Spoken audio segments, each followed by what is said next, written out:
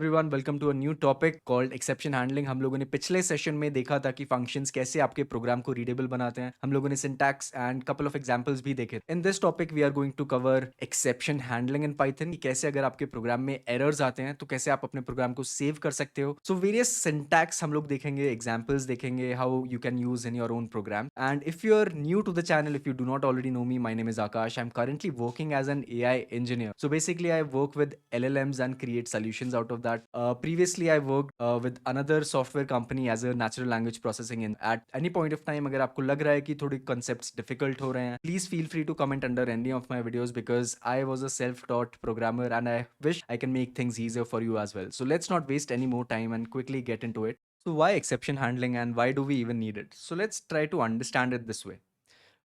Exceptions are unexpected events. Let's say you're walking on the road and suddenly एक पेड़ गिर जाए या फिर एकदम से बारिश आ गई. Those events are not rare. कभी कभी हो जाता है. Similarly, when you're creating a program, there are certain times जब आपने किसी एज कंडीशन को या फिर ऐसी कोई चीज़ को कंसिडर नहीं किया जो प्रोग्राम के रन होने के टाइम हो सकती है. हो सकता है इन एरर्स की वजह से आपका प्रोग्राम क्रैश हो जाए. So these exceptions are unexpected events that disrupt your program's normal flow.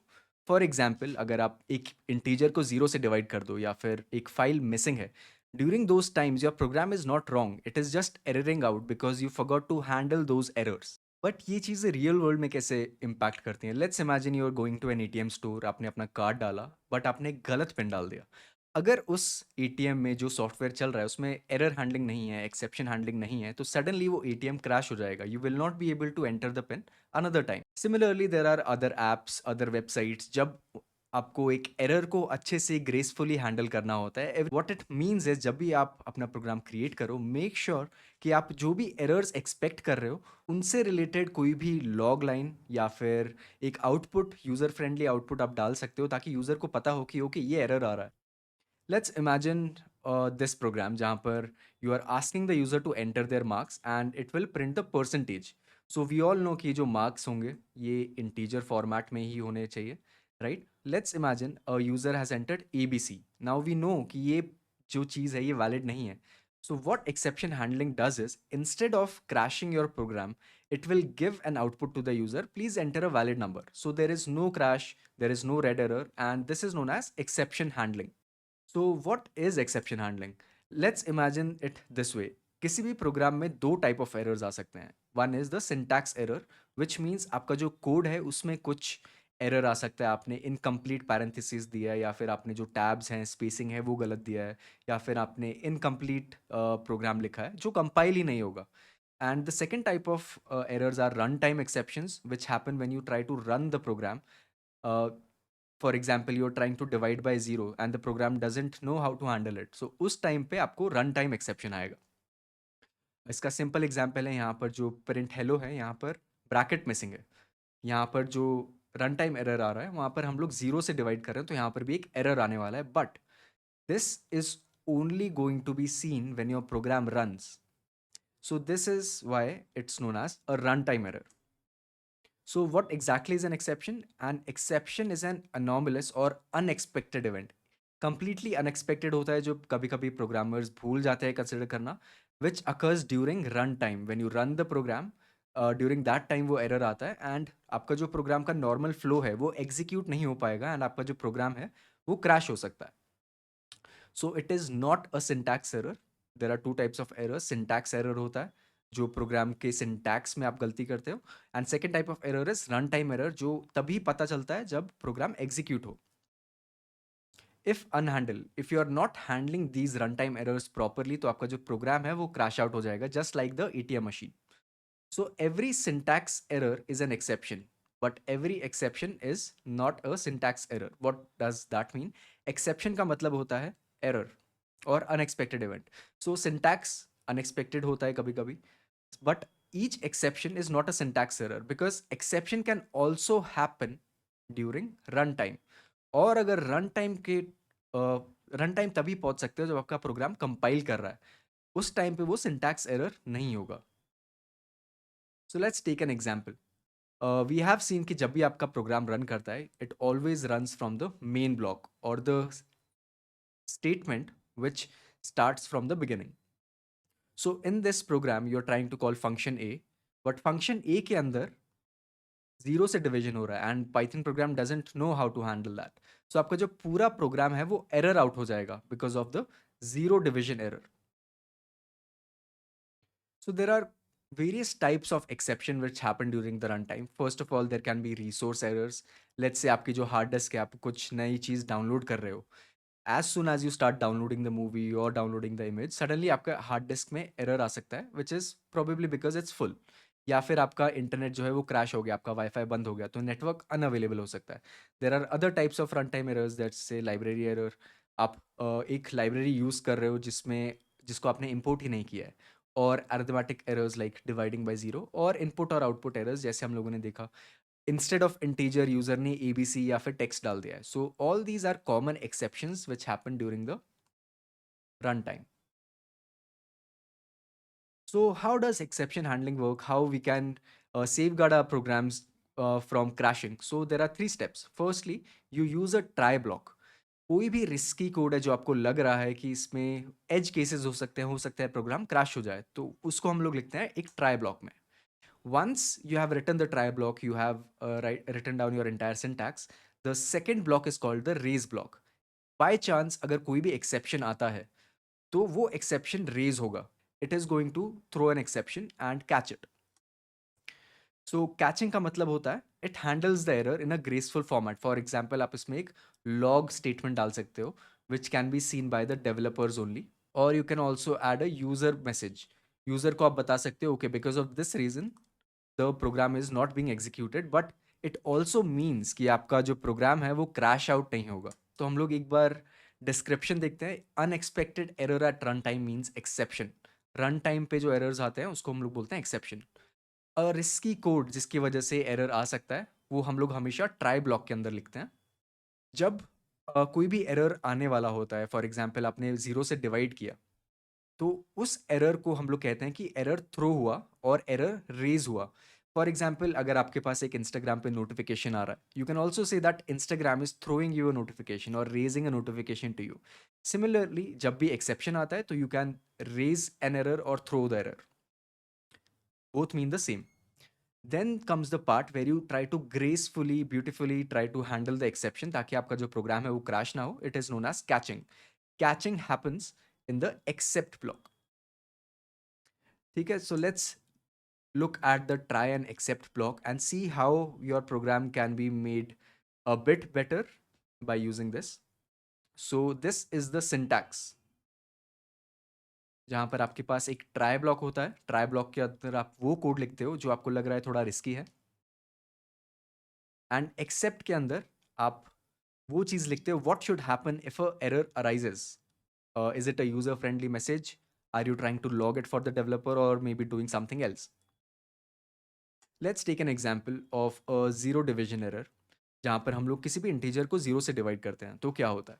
So this is the risky code. Risky code में जब भी एक एरर आता है वो जाता है सीधा एक्सेप्ट ब्लॉक में. It only happens if you have a try block enabled.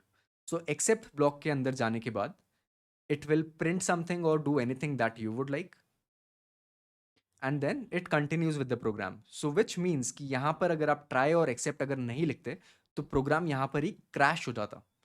But because you have return it down between try and except, आपको एक एक्सेप्शन रेज होगा and your program will continue after that. So let's take a couple of examples now. हम लोगों ने देखा कि कैसे zero division में आपको एरर आता है. तो यहाँ पर अगर हम लोग ये प्रोग्राम एग्जीक्यूट करेंगे तो ये तो बहुत ग्रेसफुली एग्जीक्यूट हो जाएगा. Line 1. So result of 10/5 is yes 2. तो ये आउटपुट है.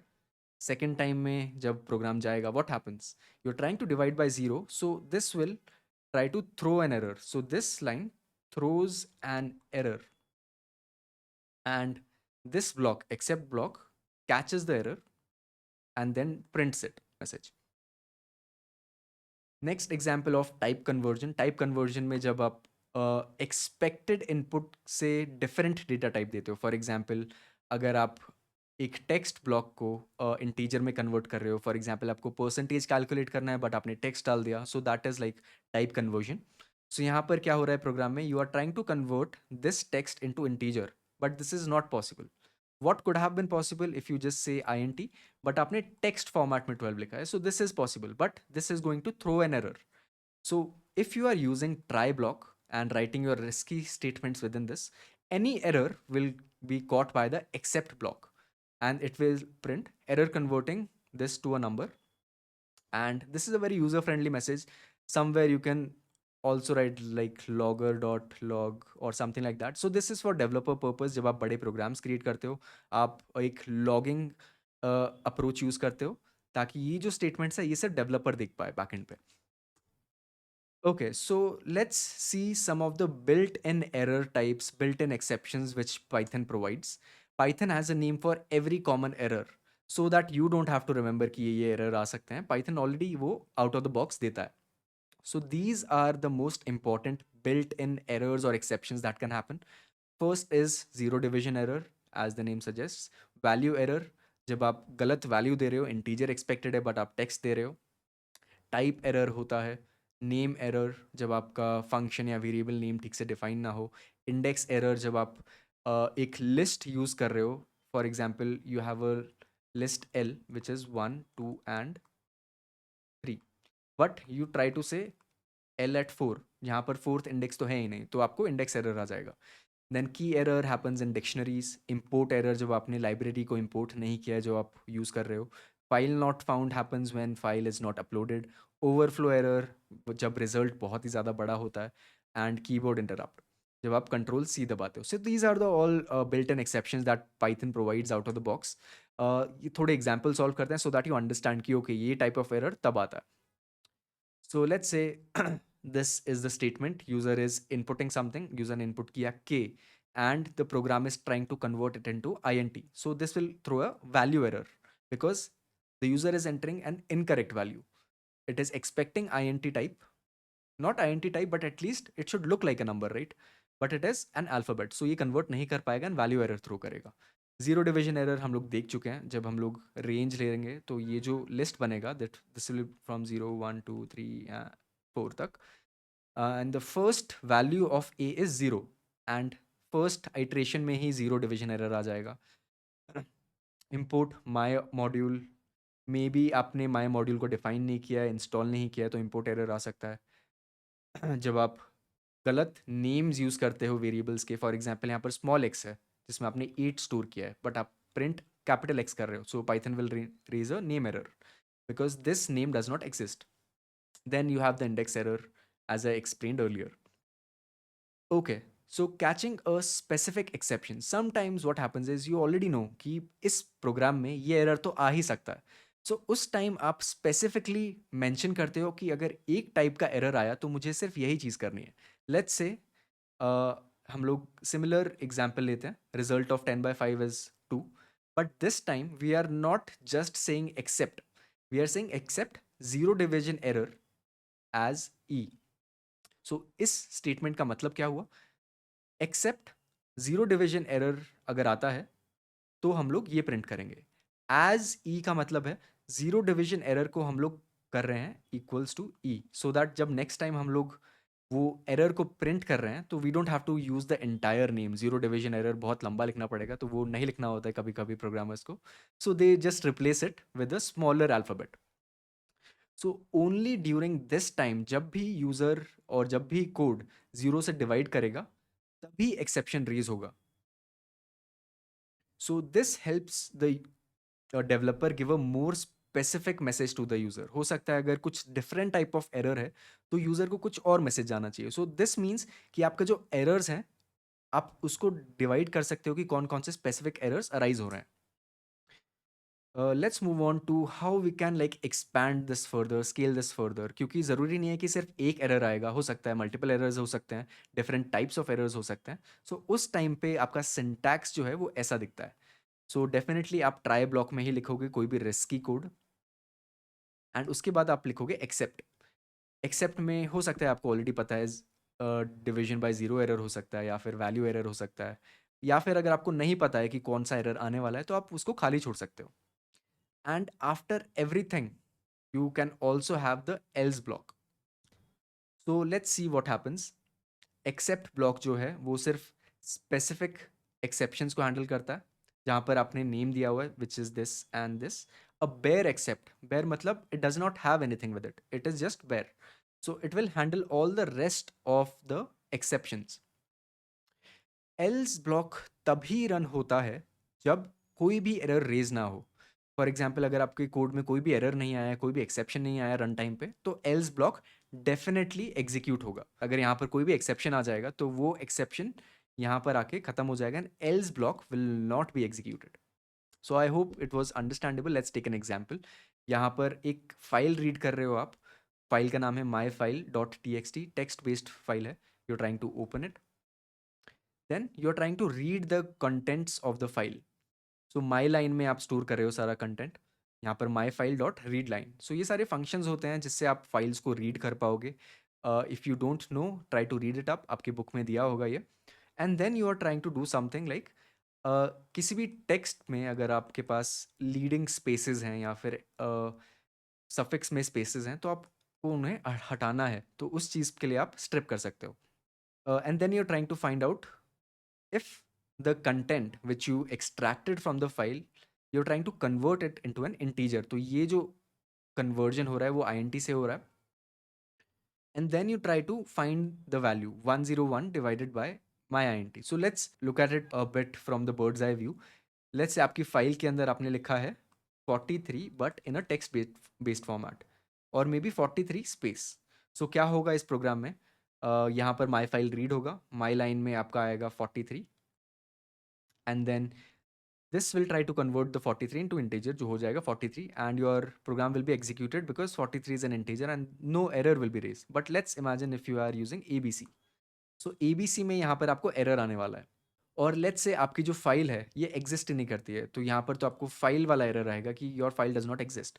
सो there are different types of errors that can be handle. Like input output error तब आता है जब आपका फाइल ही एग्जिस्ट नहीं करता है and your program will not be executed for these 3 lines and suddenly आपका प्रिंट होगा input output error. And similarly for the rest of the errors. And if your program is executed successfully, for example for this, आपके end में क्या result आने वाला है? Hurray. But अगर बीच में कोई भी एरर या एक्सेप्शन आ गया तो उसके अकॉर्डिंग आपका यूजर को मैसेज आएगा. So how does Python decide the execution order? So try block के आप ट्राई ब्लॉक के अंदर आप कोड लिखते हो. अगर एक्सेप्शन रेज हुआ तो it will try to find out the except block. Except block अगर आप नेम कर रहे हो कि ये वाला एरर है तो फिर आप कुछ यूजर को स्टेटमेंट दोगे. अगर नहीं है वो स्पेसिफिक तो सिर्फ बेयर एक्सेप्ट आप रन करोगे. But if exception is not being raise, so else block will be executed and your program will continue. So there is one more block called the finally block. So let's see what that does. It always executes. हम लोगों ने देखा else block तभी execute होता है जब आपका programme में कोई भी error ना आए. But sometimes you also want your program to run or maybe handle some situations जहाँ पर error आ गया, तो उसके अलावा आप क्या कर सकते हो प्रोग्राम से. So this is what it looks like. Try block definitely है, except block है and finally block है.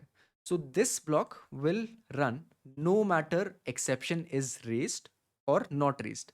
Let's take an example. So आपके पास दो प्रोग्राम्स हैं. यहाँ पर आप इनपुट ले रहे हो यूजर से text and you are converting into integer. So इस प्रोग्राम में आपने इंटीजर दिया तो सारी चीज़ें एग्जीक्यूट होंगी ईजिली. यहाँ पर कोई भी एरर नहीं आने वाला है. सो ये जो स्टेटमेंट है वो एग्जीक्यूट नहीं होगी. it will move on to the else block because यहाँ पर कोई भी error नहीं आया था तो else will definitely be executed and then finally block will be executed regardless. So यहाँ पर ये print होगा and ये print होगा. So mark 78 done checking print. However if the user inputs ABC, तो यहाँ पर क्या है, error आने वाला है. एक value error आएगा which says not a number. So this will be printed but because of the error else block will not be executed. However finally block always execute, so आपका done checking हो जाएगा. So not a number and done checking. Let's take another example. Similarly जो हम लोगों ने पहले देखा था, आप एक फाइल लोड कर रहे हो एंड उसको सिर्फ रीड कर रहे हो, कुछ भी प्रोसेसिंग नहीं कर रहे हो, आपने फाइल ली उसको लोड किया. अगर कोई भी एरर आया तो एक्सेप्शन रेज होगा. However, this will always be executed no matter if the error arises or it doesn't arise. Okay, so what is the difference between except block and finally block now? So except block में एक simple फंडा है, अगर आपका error आ रहा है तो except block use होगा. however finally will always be executed, it will never be skipped. It is a must code run, हमेशा होता है and always run. So this is the basic difference. आप अगर अगर आपको कोई भी क्वेश्चन आएगी एग्जाम में तो you can explain it in your own words. So हम लोग पूरा एक स्केलेटन फिर से देखते हैं कैसे हम लोगों ने सिंटैक्स देखे. रिस्की कोड्स आता है आपके ट्राई ब्लॉक में. कोई भी एरर आता है आप स्पेसिफिक एरर लिख सकते हो. वैल्यू एरर को हैंडल करने के लिए, जीरो डिवीजन को हैंडल करने के लिए, एरर 3 को हैंडल करने के लिए, एरर 4 को हैंडल करने के लिए. अगर आपको एरर का नाम नहीं पता है तो आप सिर्फ एक्सेप्ट लिख सकते हो. And after that you use an else statement if your program does not have any errors runtime ke during, so you can use this else block, and then final block will be always executed. Now you might think कि मैं क्यों use करूँ else block and final block. When you try to understand some examples you will understand कि else block कब काम में आता है, कब finally block काम में आता है. For example अगर एक menu है, यूज़र कुछ भी सेलेक्ट कर सकता है, right. There can be a lot of things. तो उस टाइम पे एक्सेप्शंस काम में आती हैं, एल्स ब्लॉक काम में आता है, फाइनल ब्लॉक काम में आता है. Okay. Okay, so let's move on to the next part called raise statement.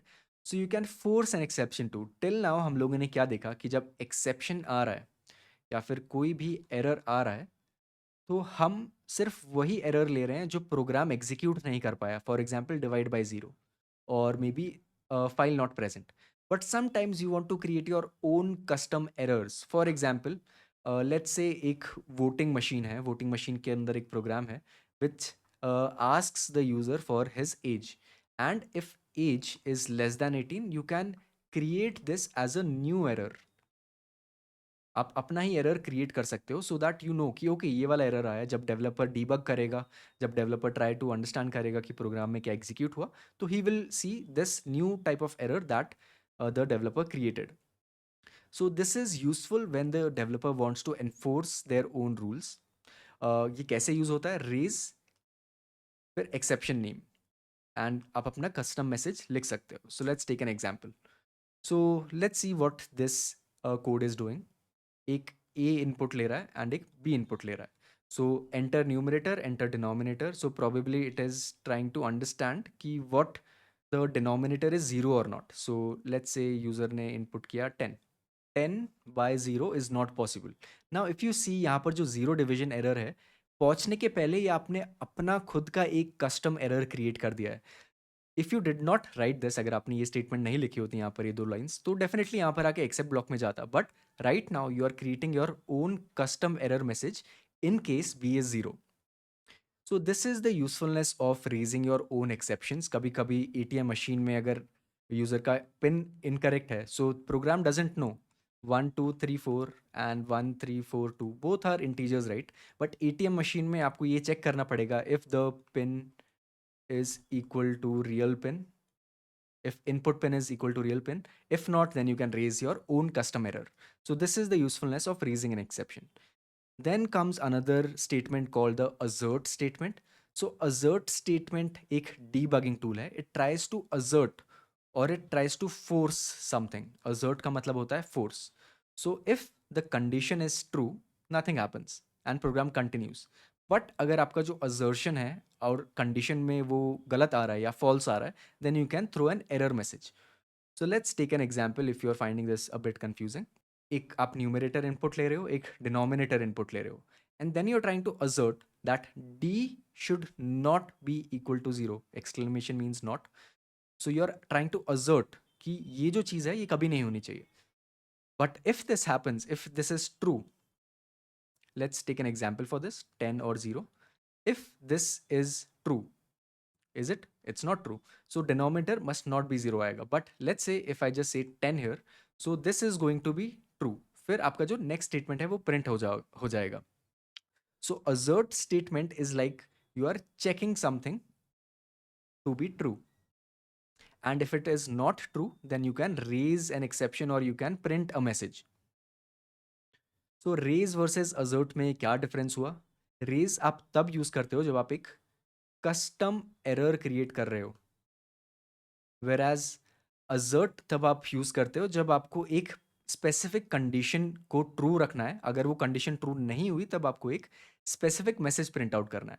So raise is used for enforcing logic at run time, whereas assert is only used जब आप आप डीबग कर रहे हो। Generally this is used for developers and not the end user. जैसे मैंने आपको बताया था, लॉग स्टेटमेंट होता है जहां पर आप सारे लॉग्स देख सकते हो बैकएंड पे। Raise statement raises any exception that you specify. जैसे हम लोगों ने एग्जाम्पल देखा था, एज इज लेस देन 18, तो इस टाइम पे आप एक एक्सेप्शन को रेज करोगे, एक एरर को रेज कर सकते हो एंड आप यूजर को बता सकते हो कि ओके ये जो एरर है ये हुआ है, या फिर आप डेवलपर को भी बता सकते हो। हाउएवर assert में हमेशा assertion error ही आता है, and this is only for the developer, and this is used during testing, whereas raise is used for both the user and the developers. Moving on to the examples, now we have covered maximum amount of theory which is present in this chapter. अब हम लोग थोड़े examples देखते हैं. Predicting the output of this. So we have a function called divide x and y. So what is happening within this function? We have a try block, which means ये जो statement है ये risky है.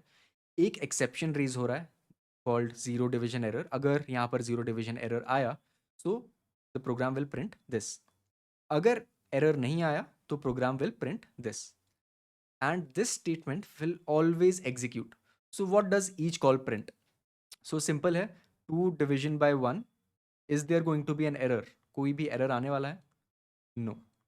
So यहाँ पर result is result print होगा and then ये वाला statement print होगा. So let's see the answers. Result is 2 and executing finally clause. Right, similarly अगर आपको बाकी भी एग्जीक्यूट करने डिवाइड 2/0, तो यहाँ पर एरर आने वाला है, कौन सा? डिविजन बाय 0 वाला error. Moving on to the next example, fill in the blanks board style. मतलब आपके एग्जामिनेशन में जनरली ये टाइप ऑफ क्वेश्चंस पूछे जाते हैं. सो यहाँ पर let's say the first statement is print learning exceptions and you are trying something, you are trying this. Enter the first number, enter the second number, and then you're trying to find the quotient, and both numbers are correct, execute होगा. So except please enter only numbers. Except में यहाँ पर आप कौन सा error डालोगे जहाँ पर आपको यूजर को आउटपुट देना है? Please enter only numbers. यहाँ पर आप वैल्यू एरर डालोगे. जहाँ पर नंबर जीरो होगा, डिनोमिनेटर जीरो है, वहाँ पर आप जीरो डिवीजन एरर डाल सकते हो. एंड लास्ट स्टेटमेंट, जनरली यहाँ पर हम लोगों ने एक्सेप्ट यूज कर लिया है, एल्स यूज कर लिया, तो एक ही चीज हम लोग यूज कर सकते हैं, finally. So finally is the correct answer for this. Find the error in this program. So we are using try fs. We are trying to open a file. Exception, input output error, print file does not exist, print this line will always print. So इस program में error कहाँ पर है? हम लोग exception नहीं लिखते हैं, हम लोग क्या लिखते हैं? एक्सेप्ट लिखते हैं. So except is the correct syntax for using this. Also यहाँ पर जो प्रिंट स्टेटमेंट है वो हमेशा ही एग्जीक्यूट होगी. हम लोग फाइनली भी लिख सकते थे अगर हमें हमेशा यूज करना है. So that would have been a better way to do this. So let's look at this program which is trying to create a list, and list में जो भी नंबर होगा सबसे पहले वो प्रिंट होने वाला है, and after printing you are going to do a reciprocal of that number. So यहाँ पर हम लोग risky कोड को try block के अंदर लिख रहे हैं, and if a zero division error occurs हम लोग वो भी प्रिंट कर रहे हैं, and अगर कोई और error आ रहा है हम लोग exception occurred लिख रहे हैं. So let's see what the list looks like. आपकी लिस्ट होगी -2, -1, 0, 1 and 2. So what is the program doing? It is printing the number first and then doing a reciprocal. So क्या होगा? सबसे पहले -2 प्रिंट होगा, फिर उसका reciprocal which is -0.5. यहाँ पर हम लोग end कर रहे हैं एक स्पेस से. So after each print there will be a space, there will be no new line. अगर हम लोग यहाँ पर end नहीं लिखते तो हर एक जो आउटपुट है वो न्यू लाइन में प्रिंट होता. सो फॉर 2 ये आंसर आया. फिर -1 होगा, -1 का रेसिप्रोकल -1.0. फिर नेक्स्ट नंबर आता है आपका 0, 0 प्रिंट होगा. But when you are doing a reciprocal of 0 you are trying to divide by 0. सो ये एक्सेप्शन रेज होगा and it will say division by 0, and then it is going to print, and फिर आपका जो cursor है वो new line पे पहुंच जाएगा, and then it will continue doing the rest of the stuff for 1 and 2 as well. So this is how the tracing of output works. ये जो programs हैं, sometimes look at the examples in your textbooks. What I need you to do is कोई भी program आप लिखो उसका एक dry run करो. What does dry run mean? You are writing down the program's output by hand for each of the iterations. What is happening, कि कहाँ पर जा रहा है इसके बाद प्रोग्राम, कौन से ब्लॉक में जा रहा है, या फिर कोई और फंक्शन कॉल हो रहा है, what is happening within that function. So what will happen is कि आपको एक सिस्टम्स थिंकिंग अप्रोच आएगा, because programs are not very small. Many functions are connected to each other, and you need to understand ki how different functions come together to execute the program. Okay, so let's wrap up and do a quick revision. What do you need to remember from this chapter? सबसे पहले हम लोगों ने देखा था exception is an unexpected runtime event which happens when your program encounters an error during the runtime, not during the syntax. Except block catches the exception. Finally block always runs. Assert statement debugging के लिए use होता है जब developers को चाहिए कि वो कुछ चेक करें for their own use. Try block में आप रिस्की कोड लिखते हो, else only runs if there is no exception, and raise में आप कस्टम एक्सेप्शंस क्रिएट कर सकते हो जो पाइथन नहीं देता है. ऑल एक्सेप्शंस आर अ सब class of exception class. So exception एक बहुत बड़ी क्लास है जहाँ पर छोटे छोटे और उसके सब एक्सेप्शंस मेंशन होते हैं, जैसे zero error, value error, input output error, वो सारे इस क्लास के अंदर डिफाइन होते हैं. जब भी आप अपना स्टेटमेंट में लिखते हो कि रेज एक्सेप्शन और समथिंग लाइक दैट, तो ये क्लास से आपको वो एक्सेप्शन का नाम पता चलता है, उसकी डिटेल्स पता चलती हैं. Okay, so that's a wrap on exception handling. I hope you were able to understand exception handling really well. आप अपने programs में use करोगे. If any point of time you're finding anything difficult, अगर आपको notes चाहिए, please let me know in the comments. And if you have not subscribed already, I wish you do, because we'll be coming up with more sessions. Hope to see you in the next one. Till then, stay sharp. We're not actually building animals. We're building ghosts. The rate at which AI is progressing, I think we might have AI that is smarter than any human by the end of this year. These like sort of ethereal spirit entities, because they're fully digital and they're kind of like mimicking humans, and it's a different kind of intelligence. And then probably by 2030 or 2031, call it 5 years from now, AI will be smarter than all of. I think we're talking about a technology here which will allow you to create new things. AI can write you excellent, imitative verse that sounds Elizabethan. It cannot write you Shakespeare. But on a practical basis, I expect on a day-to-day basis, people's lives to be significantly enhanced with it across everything they touch.